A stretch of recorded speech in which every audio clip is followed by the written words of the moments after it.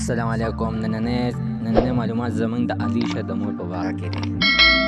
د دې نه مخکې ته زه یوه یادونه کوم چې ته زمونږ په دې چینل کې نوي زمونږ دا چینل ته حتماً سبسکرایب کړئ او خوا کې ورسره د ټلۍ نشان ووهه چې هر یوه نوي معلوماتي ویډیو تاسو ته په اسانۍ باندې در ورسېږي. عزتمنو، د علیشه مور داسې خبرې کوي. دا خبره کوي چې یعنې د وچا پېښور چې دی د څلور میاشتو نه به یې کېده چې څلورو کالو ته ورېږئ.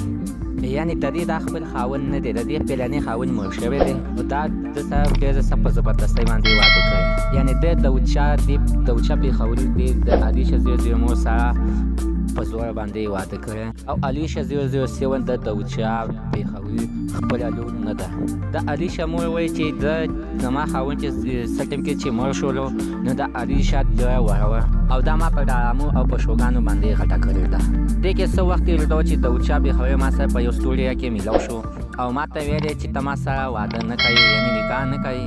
نو د علیشه مور ورته په جواب کې ویلې چې علیشه مور ویلې صحیح ده، واده ولې نه کوم، اول به زه د خپلو ماشومانو نه تپوس کوم، بعد به بیا زه تا ته ووایم چې زه تا سره واده کوم او که نه.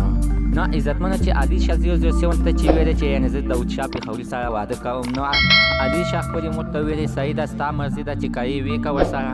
نو د علیشه مور چې ورسره واده وکړو نو څه وایي 2-3 کاله بعد دا بیمار شولو او د بیا د وینې ولټینې شروع کړې. د وینې ولټینې سره د ده په واسطه شو او د لاندې نه ورسره د ده وینه تلله.